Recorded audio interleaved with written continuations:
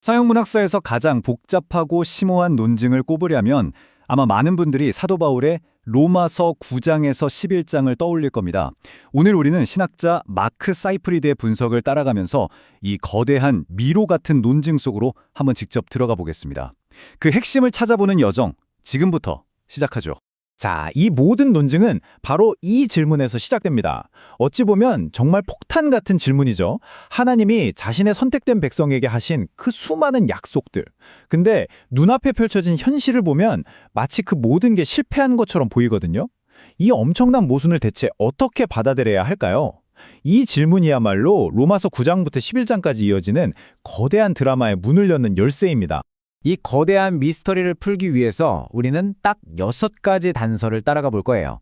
먼저 모든 것의 시작점인 의문 속의 약속에서 출발해서 진정한 상속자는 과연 누구인지 그 정체를 밝혀내고요. 그리고 어쩌면 가장 논쟁적일 수 있는 토기장이의 비유를 거쳐서 마침내 모든 것을 뒤엎는 하나님의 긍휼이라는 아주 놀라운 결론에 도달하게 될 겁니다. 자, 첫 번째 단서입니다. 바울의 마음은 뭐랄까 정말 찢어질 듯한 고뇌로 가득 차 있어요. 왜냐하면 자기 동족 이스라엘이 복음을 거부하는 현실 때문이죠. 이건 그냥 단순한 실망이 아니라 수천 년간 이어져 온 하나님의 약속 자체가 무너지는 것처럼 보이는 정말 끔찍한 상황이었던 겁니다. 하지만 바울은 아주 단호하게 말합니다. 하나님의 말씀은 실패하지 않았다고요. 아니, 어떻게 그럴 수 있을까요? 그 이유는 이렇습니다. 이스라엘의 모든 역사는 그 자체가 완결된 이야기가 아니라는 거죠. 마치 영화의 예고편처럼 앞으로 올 진짜 본편, 그 가장 중요한 장면을 계속해서 암시하고 있었던 셈입니다. 자, 다음 단계로 넘어가 보죠. 여기서 바울은 당시 사회의 근간을 흔드는 정말이지 혁명적인 주장을 펼칩니다. 한번 생각해 보세요. 수천 년간 혈통과 전통을 중심으로 정체성을 지켜온 사람들에게 하나님의 백성이 되는 건 피해 문제가 아닙니다. 라고 선언한 거니까요. 자, 이 슬라이드를 보시면 그 혁명적인 주장이 한눈에 딱 들어오죠. 왼쪽은 육신의 자녀, 오른쪽은 약속의 자녀입니다.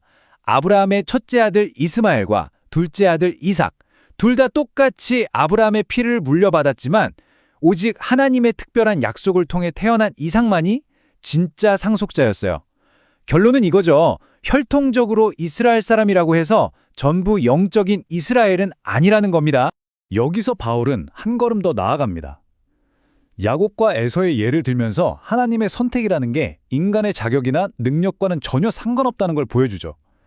이건 우리가 흔히 생각하는 노력하면 보상받는다는 세상의 법칙을 완전히 뒤집어버리는 선언이에요.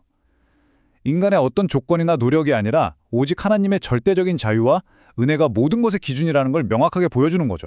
자, 이제 바울의 논증은 가장 대담하고 어쩌면 우리를 가장 불편하게 만드는 지점으로 향합니다. 그렇다면 하나님이 불공평한 거 아니에요? 라는 질문이 나올 수 있잖아요.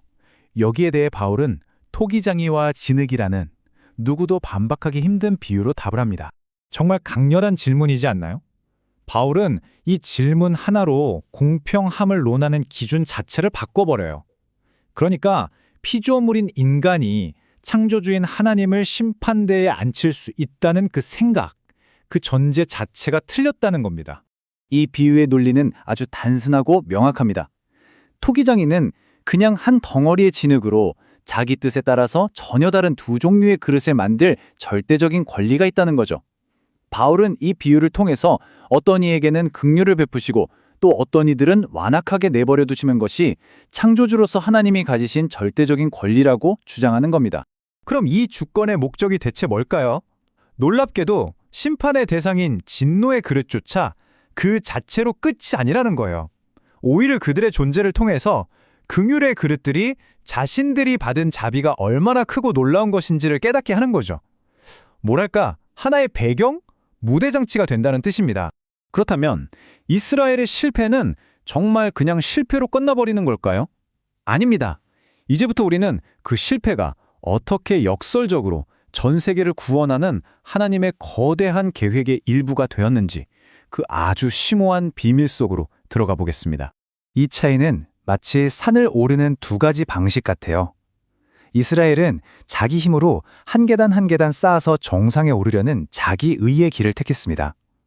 반면에 하나님이 제시하신 길은 정상까지 한 번에 데려다주는 케이블카, 즉 하나님의 의에 그냥 믿고 몸을 싣는 거였죠. 정말 놀라운 역설 아닌가요? 이스라엘은 자기들의 힘으로 의로움에 도달하려고 애쓰다가 하나님이 구원의 길로 놓아두신 바로 그 반석, 그리스도에 걸려 넘어진 거예요. 구원의 핵심이 오히려 심판의 원인이 되어버린 셈이죠. 하지만 모든 게 실패로 끝난 건 아닙니다. 바로 남은 자들이 있기 때문이죠. 이 사람들은 그냥 운 좋게 살아남은 사람들이 아니에요. 그들은 캄캄한 절망 속에서도 하나님은 아직 포기하지 않으셨어 라고 외치는 살아있는 증거이자 이스라엘 전체를 향한 구원의 약속이 여전히 유효하다는 희망의 불씨 같은 존재들이죠. 이제 바울은 이 모든 복잡한 상황을 하나의 그림으로 보여주기 위해서 아주 생생하고 강력한 비유를 가져옵니다. 바로 올리브 나무 비유인데요. 이 비유를 통해서 이방인들이 어떻게 구원의 역사에 참여하게 됐는지를 설명합니다. 이 올리브나무 비유는 정말 탁월해요. 보세요. 원래 나무에 붙어있던 가지, 즉 이스라엘은 믿지 않아서 꺾여 나갔습니다. 그리고 그 빈자리에 원래는 야생 돌감람나무 가지였던 이방인들이 접붙여졌죠. 하지만 바울은 여기서 아주 중요한 경고를 덧붙여요. 너희들이 그 자리에 서 있는 건 스스로 잘나서가 아니고 하나님은 언제든 꺾여나간 원래 가지들을 다시 붙이실 수 있다는 사실을 절대 잊지 말라는 거죠. 이 경고는 이방인 신자들을 향한 아주 직접적인 메시지입니다. 당신들의 구원은 당연한 권리가 아니라 전적인 은혜의 선물이라는 겁니다. 결국 여러분도 똑같은 진흙으로 만들어진 그릇일 뿐이고 토기장이이신 하나님의 주권적인 친절 덕분에 그 자리에 서 있을 뿐이라는 사실을 절대 잊어서는 안 된다는 거죠. 자, 이제 우리는 지금까지 따라온 모든 단서와 실타래를 하나로 모을 시간입니다. 바울이 마침내 드러내는 이 거대한 논증의 놀라운 결론, 그 마지막 미스터리를 마주하게 될 겁니다. 이것이 바로 바울 논증의 절정입니다. 잘난 척하던 유대인이든 구원받았다고 교만해진 이방인이든 결국 따지고 보면 모든 인간은 불순종이라는 감옥에 갇힌 죄수라는 사실을 폭로하는 거예요. 그리고 바로 그 지점에서 모두에게 똑같이 필요한 단 한 가지, 바로 하나님의 긍휼이 빛을 발하기 시작합니다. 이 위대한 미스테리는 이런 식으로 작동합니다. 이스라엘의 넘어짐이 문을 열어서 이방인에게 긍휼이 쏟아지게 만들고 그 쏟아진 긍휼을 본 이스라엘이 다시 질투심을 느껴서 구원의 자리로 돌아오게 만드는 뭐랄까 거대한 연쇄 반응 같은 거죠. 인간의 실패마저도 더 큰 구원을 이루는 재료로 사용하시는 하나님의 놀라운 지혜입니다. 결국 모든 것은 하나님에게서 시작해서 하나님을 통해 하나님을 향해 흘러갑니다. 바울의 이 장엄한 찬양은 우리의 이해를 뛰어넘는 이 거대한 드라마 앞에서 결국 우리 역시 경배 외에는 할 말이 없다는 걸 보여주면서 아주 깊은 여운을 남기죠.